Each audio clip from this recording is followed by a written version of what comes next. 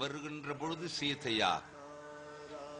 இதே அவதாரம் தான் தாயார். தாயாரை சேவிப்பது பெருமாளுக்கு சொல்வது என்ற ஒரு செய்தி.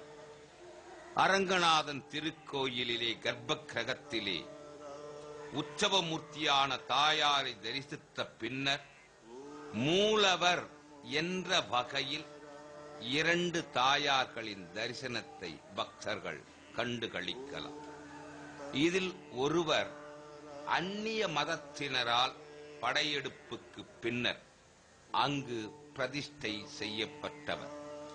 மற்றொருவர் அந்த படையெடுப்பு நிகழும் நேரத்தில் அவர்கள் கையில் சிக்கிவிடக்கூடாது என்ற காரணத்தினால் சுற்று பிரகாரத்தில் உள்ள வில்வமரம் இருக்கும் இடத்திற்கு பக்கத்தில் துளசி மாடத்து பூமிக்கடியில் ஒளித்து வைக்கப்பட்டவர்.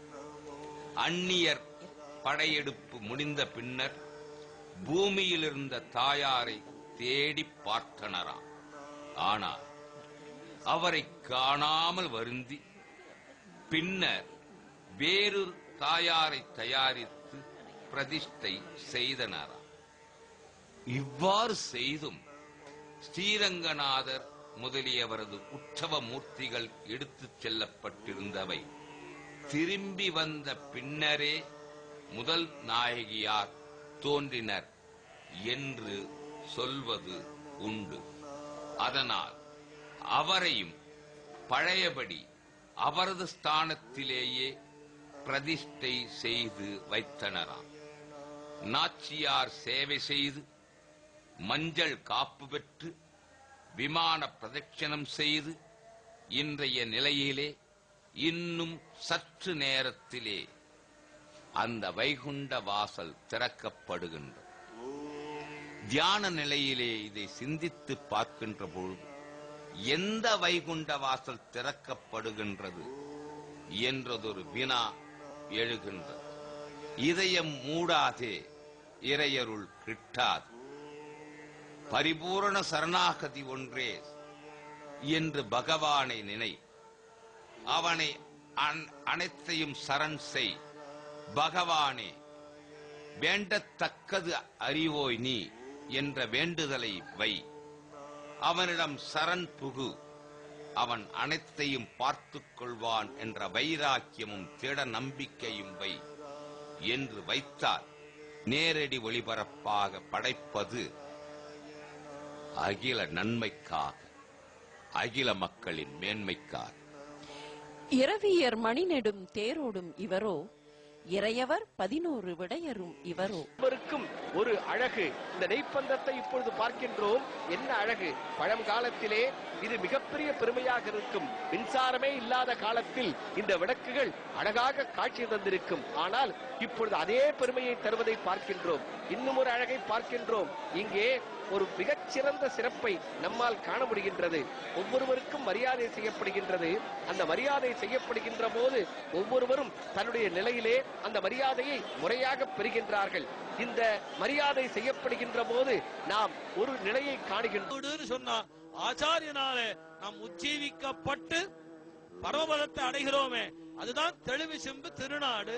ஆண்டாள் தெரிவிக்கிறார், உந்தன்னோடு உறவே நமக்கு இங்கு ஒழிக்க ஒழியாது. நம்பெருமாளே, நீ ஒழிச்சாலும் உன்னை விட்டு என் உறவு ஒழியாதுங்கிற ஆண்டாள். புராச்சாரிய வியாக்கியானம் பண்றா. அப்படின்னு சொன்னா நடுவுல ஆச்சாரியனுக்கு எங்க இடம்? அவனுக்கு நமக்கும் நித்திய சம்பந்தம்னார். புலலோகாச்சாரியன் தெரிவிக்கிறார், தாமரைக்கு தீர்த்த சம்பந்தம் போல ஜீவனுக்கு ஆச்சாரிய சம்பந்தம். தாமரைக்கு தீர்த்த சம்பந்தம்.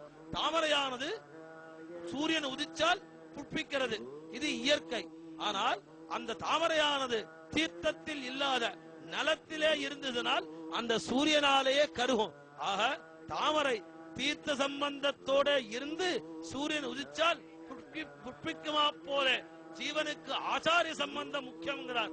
அத நம்பெருமாள் தனக்கும் ஆச்சாரிய சம்பந்தம் முக்கியம் என்பதாக போத மணவாள மாமுனிவன் ஈடு உரைப்பது கேட்டு பூரித்து நின்ற பெருமாளாக இதோ பரமபதவாசல் நடுவே திரும்பி நிற்கிறான். இதோ கதவை திறக்க போகிறார்கள்.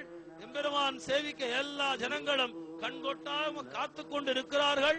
செங்கன் திருமுகத்து செல்வ திருமால் அவனே செல்வன். அவனே உடையவன், அவனே சுவாமி, அவனே எல்லாம். நாராயணனே நமக்கே பறை தருவான். பறை என்னால் உபாயம், பறை என்னால் கைங்கரியம். அந்த கைங்கரியத்தை தருவதற்காக ஆழ்வாரை நோக்கி பரோவத வாசலிலே வந்து நிற்கிறான். ஜனங்களுடைய மத்தியிலே பக்தைஹி பாகவதைஹி சஹா, பக்தர்கள் புடைசூழ, பாகவதர்கள் புடைசூழ கதவை திறந்து விட்டார்கள். இப்பொழுது பரோவத வாசல் வழியாக நம்பெருமாள் எழுந்தருளப் போகிறார். அந்த நம்பெருமாளுதான திவ்ய காட்சி எல்லாருடைய மனசிலையும் கோவிந்தா என்று, ரங்கா என்று, அரங்கா என்று அழைக்கின்றேன் என்று காத்திருந்தவர்கள் கண் குளிரும்படி நம்பெருமாள் ரத்ரங்கியோட கிளிமாலையோட சேவதாதிக்கிறான். சேவதாதித்து வந்து கொண்டிருக்கிறான். இதனை தொடர்ந்து மணல் வெளியிலே அலையப் போகிறான். அதுதான் திருஷ்டாந்தம்.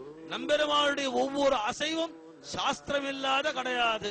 ஏன்னா நித்திய விபூதே இருக்கிற எம்பெருமான் பாட்டு கேட்கும் இடம்னா புலலோகாச்சாரியன், பாட்டு கேட்கும் இடம் என்ன சாமகானத்தையே என்று அங்கே பாட்டு கேட்டுக் கொண்டிருக்கிறான். அது நித்திய விபூதி. லீலா விபூதியிலே ஜீவன்கள் எப்படி அது இது என்று அலைகிறதோ அதே போல நம்பெருமாள் முன்னும் பின்புமாக அலைந்து எல்லா ஜீவனையும் தன்னிடத்திலே சேர்த்துக் கொள்ள வேண்டும் என்கிற பரம கிருபையாலே அஞ்சேல் என்ன கையும் கவலைப்படாதே நான் ரட்சிக்கிறேன் என்று நம்பெருமாள் சங்கு சக்கரத்தை மறைத்து கிளிமாலையை சாத்திக் கொண்டு அபயஹஸ்தத்தோட திருவடியை காமிச்சு அபயஹஸ்தத்தோட வருகிறான். இதோ படியை கடந்து வரப்போகிறான். எல்லோரும் இன்புற்றிருக்கிறார்கள். எவ்வளவு நடுவுல யாரு தோல்ல பெருமாள் இருக்கார் தெரியாதபடி பக்தர்களுடைய வெள்ளம், பாகவதர்களுடையதான சம்மேளனம். அதனை தொடர்ந்து நம்பெருமாள் ஆயிரங்கால் மண்டபம் சேர்ந்து இருக்கிறார். எல்லோரும் இந்த வைகுண்ட ஏகாதசி, ஏகாதசின்னு சொன்னால எம்பெருமானுக்கு உயர்ந்த திருநாள். பஞ்சபர்வத்துல 24 ஏகாதசியும் பஞ்சபர்வம். ஆனா இந்த ஒரு ஏகாதசி தான் வைகுண்ட ஏகாதசின்னு திருநாள், தமிழ் திருநாளாக திருவாய்மொழிக்காக திருவங்கையாழ்வார் ஏற்படுத்தின மகோத்சவம் இது. ஒரு ஆச்சரியம் என்னன்னா இந்த திருமொழி திருநாள்லயும் இந்த திருவாய்மொழி திருநாள்ல திருமொழி கருளப்பாடு உண்டு. வேடுபரி என்பதாக 8ஆம் திருநாள் அன்னைக்கு திருமொழி அருளப்பாடாகும். ஆக நம்மாழ்வார் திருமங்கையாழ்வார் உடையவர் அம்மட்டிலும் இல்ல, காஞ்சிபுரத்திலே சுவாமி எம்பெருமானார் திருக்கச்சி நம்பிகளுள் அமுது செய்து அந்த உச்சிட்டத்தை சாம் சாப்பிட வேணும்னு காத்துட்டு இருந்தார். அது அவருக்கு கிடைக்கல. மனோபாவம் தீராதபடி தன்னடி சோதிக்கு போனார், மோட்சத்துக்கு போனார். அதை நம்பெருமாள் இன்றளவும் நடத்தி காமிக்கிறார். கொட்டகைக்கு போன உடனே ஆழ்வார் அருளப்பாடு திருநாளுடைய வீரான் கலியன் ராமானுஷன் அருளப்பாடு. அருளப்பாடு 3வது ஸ்தானத்திலே அருளப்பாடு இருக்கிறான். ஆனால் தளியை கண்டருளும் பொழுது ஆழ்வார்கள் நிவேதனமாகி திருக்கச்சி நம்பிகள் நிவேதனமாகி ராமானுஜனுக்கு நிவேதனம். காரணம் என்ன? விபவ தசையிலே சுவாமி எம்பெருமானார் திருக்கச்சி நம்பிகளுடைய சேஷத்தை விரும்பி காவல்துறை அதிகாரிகள் அவர்களை சீர்படுத்தி உள்ளே அனுப்பி வைத்துக் கொண்டிருக்கிறார்கள். பெருமான் சேர்ந்த கோயில், தீராத வினையனைத்தும் தீர்க்கும் கோயில், திருவரங்கமன திகழும் கோயில் தான். தீராத வினை, மாறாத விதி, இதை மனிதர்களிடம் சேராதபடி பார்த்துக் கொள்வது நம் பெருமாள். வைகுந்த வாசலிலே நம் அழகை சொல்வது என்ன? அழகை நாம் வர்ணிப்பது? அவருடைய எல்லாமே அழகுதானே. அவன் தொட்ட இடமெல்லாம் அழகுதான். அவனே அழகன். அவன் தொட்டதெல்லாம் அழகாக இருக்கிறது.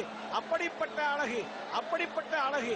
அந்த அழகு யாருக்கு வரும்? அந்த அழகை சேர்ந்த அத்தனை பேருக்கு வரப்போகிறது. யார் யார் பெருமானோடு சேர்கிறார்களோ அத்தனை பேருக்கு அழகு வரப்போகிறது அல்லவா? அந்த அழகரை காண்பதற்காக, அந்த அழகரை சேவிப்பதற்காக, அந்த ரங்கநாதனை சேவிப்பதற்காக மக்கள் அனைவருடைய கூட்டத்தை பார்த்தால் மிகவும் அற்புதமானதை உள்ளே நுழைகிறார். உள்ளே நுழைந்து கொண்டிருக்கிறார். அந்த அரிய காட்சியை பேராசிரியர் சேகர் அவர்கள் மன்னனையோடு தொடர்கிறார்கள். இதோ அந்த காட்சிக்காக காத்திருந்தோமே, அது நம் கண்ணுக்கு கிடைத்து விட்டது. இதோ பெருமாள் வருகின்றார், பரமபதத்திற்கு நுழைகின்றார். நாம் எல்லாம் ஒரு நிமிடம் எல்லாவற்றையும் மறந்து கோவிந்தா கோவிந்தா கோவிந்தா, நாராயணா நாராயணா, ரங்கநாதா ரங்கநாதா என்று நாம் ஒருமுறை சொன்னால் நம் பாவங்கள் எல்லாம் தீர்ந்துவிடும். நடை கொட்டகையிலே